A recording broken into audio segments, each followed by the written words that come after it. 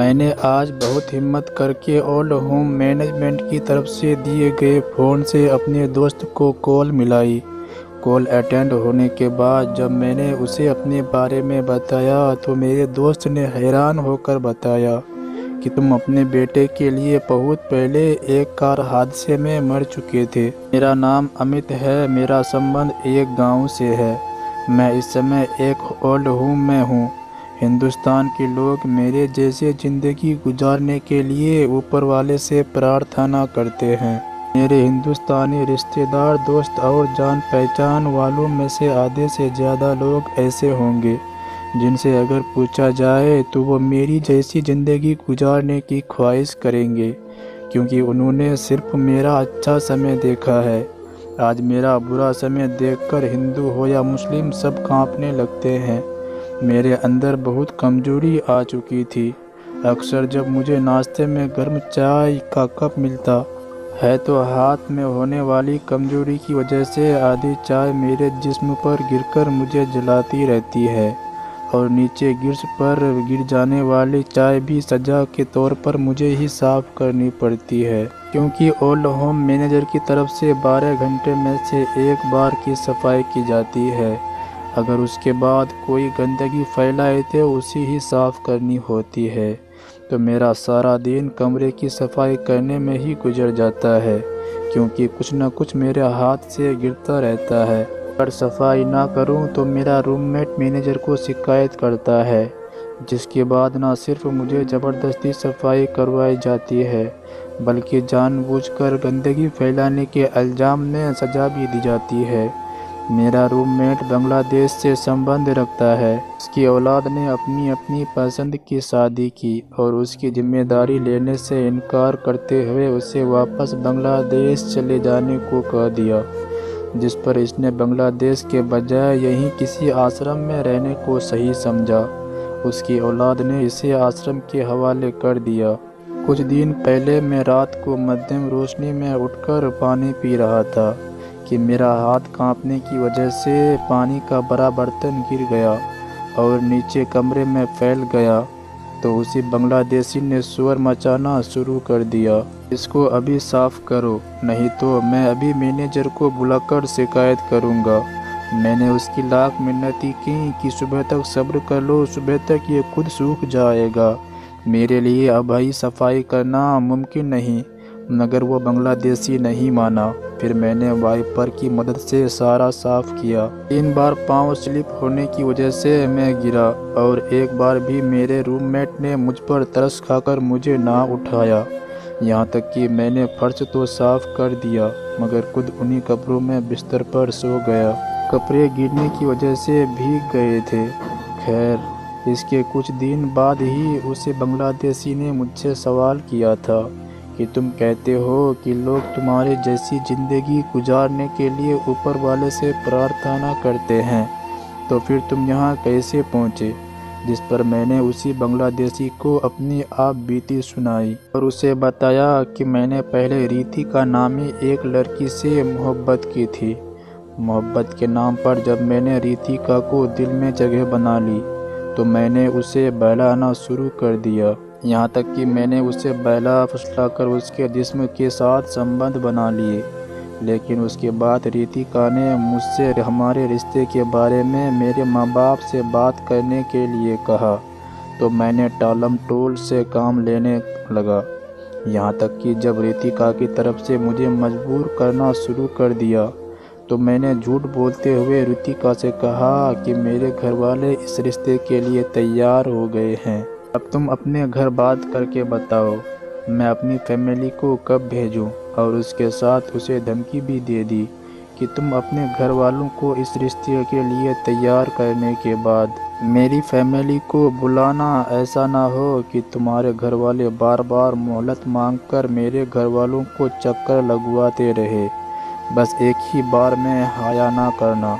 मेरी बात सुनकर रितिका कुछ दुख सी हो गई, मगर उसने घर बात करने की हामी भर ली। जब उसने घर बात की तो उसकी माँ ने ये कहते हुए इसे मना कर दिया कि अमित का ख़ानदान हमसे बहुत ऊंचा है और बड़े लोगों की कहावत है कि बेटी खुद से नीचे घर में ब्यानी चाहिए। ताकि बेटी की इज्जत रहे, न कि खुद से ऊपर वाली फैमिली में ब्याह जाए। साथ ही रितिका के माँ बाप ने मेरे दादा के कारनामों उसके बारे में रखते हुए कहा कि जिस इंसान की 3 नस्लें लोगों की इज्जत, दौलत और घराने लूटते हुए गुजरती चली आ रही है, वहाँ हम अपनी बेटी कैसे ब्याह सकते हैं। रितिका ने अपनी माँ से ज़्यादा बहस नहीं की और उसकी माँ ने उसे जो जवाब दिया था वो उसने मुझे बता दिया।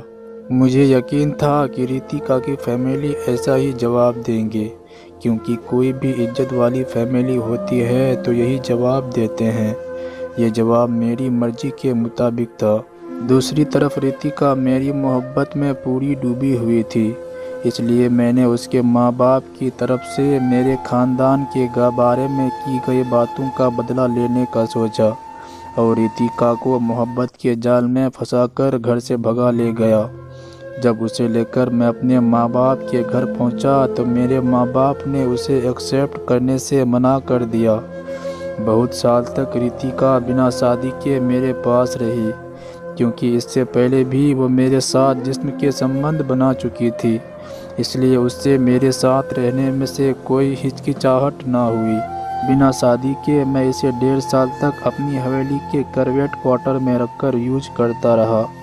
1.5 साल तक मेरी माँ बाप ने मुझे इससे शादी करने की अनुमति ना दी, यहाँ तक कि वो प्रेग्नेंट हो गई और मामला और भी बढ़ गया। रितिका की तरफ से शादी के लिए मुझे प्रेशर आने लगा, जबकि मम्मी पापा की तरफ से मुझे घर से निकालने की धमकी दी जाने लगी। जब मुझे कोई रास्ता नज़र न आया और दूसरी तरफ रितिका के पेट में मौजूद बच्चे के बारे में सोचकर मैं खुद भी उससे जान छुड़ाने के बारे में सोचने लगा, तो मजबूरन मैंने उसकी सारी हकीकत माँ के सामने रख दी, जिस पर मेरी माँ ने फ़ौरन रितिका को घर से निकालने को कह दिया। मुझ अंधे को क्या चाहिए, सिर्फ 2 आँखें। माँ के आदेश का पालन करने लगा। रितिका की लाख मिन्नतें धमकियों के बावजूद मैंने उसे घर से निकाल ना किया और उसके बाद कभी भी उसकी खबर नहीं ली। ना ही आज तक मुझे पता है कि रितिका और उसके पेट में मौजूद मेरे बच्चे का क्या हुआ। और जब मैंने रितिका पर चरित्रहीन होने और उसके पेट में मौजूद बच्चे को अपनाने से इनकार कर दिया था, तो उसने मुझे श्राप दिया था कि याद रखना, ऊपर वाले तुझे दुनिया में तेरी औलाद के जरिए ही तुझे सजा देगा और तेरी औलाद तेरे लिए दुनिया में बेइज्जती और रुसवाई का कारण बनेगी, जैसे अपने माँ के लिए मैं बनी और मेरे लिए मेरी औलाद। खैर, मैंने रितिका को अपनी ज़िंदगी से बाहर निकाला और मेरे माँ बाप ने मेरी शादी करवा दी, जिसकी सारी फैमिली कनाडा शहर में सेट थी। मैं भी मम्मी पापा की मृत्यु के बाद सब कुछ बेचकर यहाँ शिफ्ट हो गया और यहीं अपना कारोबार बना लिया। मैंने करोड़ों रुपये कमाए और बच्चों के नाम पर कारोबार सेट किए। बहुत ही आशिकी की, बेशुमार लड़कियों से वक्त खरीद कर उनके जिस्म से अपनी हवस मिटाई। शराब जुआ मेरी ज़िंदगी का मकसद बन गया। मुझे बहुत ही कारोबार में फ़ायदा होता, जिसमें मैं ज़्यादातर पैसे अय्याशी में उड़ा देता, बाकी बच्चों पर खर्च कर देता या बच्चों के नाम पर किसी कंपनी में लगा देता। मेरे बच्चे पैदा होते ही करोड़ों रुपयों के मालिक थे। यहाँ कनाडा के आसपास के लोग और हिंदुस्तानी भी मेरी किस्मत पर गर्व करते थे, लेकिन यहाँ के बाद वक्त पलटा खाता है। मेरी औलाद जवानी की चौखट पर कदम रखती है और मैं बुढ़ापे में दाखिल हो जाता हूँ। मेरी औलाद अपने बॉयफ्रेंड गर्लफ्रेंड के साथ इतना बिजी होते हैं कि अपने नाम पर हुई सारी जमा पूंजी डुबो देते हैं। इसी दौरान मेरी पत्नी की मृत्यु हो जाती है, तो सरकार की तरफ से हमें कुछ फंड मिलता है, जिसे मैं एक कंपनी में लगाना चाहता था, मगर मेरा बेटा कारोबार के नाम पर वो पैसे मुझसे ले लेता है और शराब जुए में उड़ा देता है। यहाँ तक कि मेरी बेटी घर में से अपना हिस्सा बैंक के पास गिरवी रखकर कर्ज लेकर अपने बॉयफ्रेंड को दे देती है, जो कारोबार शुरू करता है, और कारोबार में कामयाब होने पर मेरी बेटी को छोड़कर दूसरी लड़की से शादी कर लेता है। जब वो मेरी बेटी को छोड़ता है तो मेरी बेटी के पेट में उसके बॉयफ्रेंड का बच्चा होता है और आज भी मेरी बेटी सिंगल ही ज़िंदगी गुजार रही है। अपनी बेटी को देखकर मुझे रितिका याद आती है। मैं सच्चे दिल से माफ़ी मांगता हूँ, मगर फिर भी मुझे चैन नहीं मिलता। मेरे बेटे ने मुझे एक आश्रम के हवाले करके घर को बेचकर जुआ खेलना शुरू कर दिया है। कुछ दिन पहले ही मेरे एक दोस्त जो कि दूसरे शहर में रहता है, उसने मेरे बेटे को कॉल करके मेरे बारे में पूछा तो मेरे बेटे ने बताया कि बाबा का स्वर्गवास हो गया था। मेरे इस दोस्त ने हिंदुस्तान की सारी कम्युनिटी में मेरी मौत की खबर फैला दी। यहाँ तक कि मेरे गांव में भी मेरे बेटे की तरफ से खबर पहुँची कि मेरे बाबा का स्वर्गवास हो चुका है। यहाँ ओल्ड होम के हाउस के मैनेजर हफ्ते में एक बार अपने प्यारों से बात करने के लिए 3 मिनट का टाइम देते हैं, जो मैंने कभी यूज नहीं किया। आज पता नहीं कितने सालों बाद मैंने अपने बचपन के एक दोस्त को कॉल की, जो आज भी वही गांव में रहता है और फर्नीचर का काम करता है। जब मैंने उसे अपने बारे में बताया तो उसने हैरान होकर मुझे बताया कि तुम्हारे बेटे के लिए तुम कब के मर चुके हो। इस पर मैं और कुछ न कर सका। वो फ़ोन वापस साइड में रखकर रोने लगा।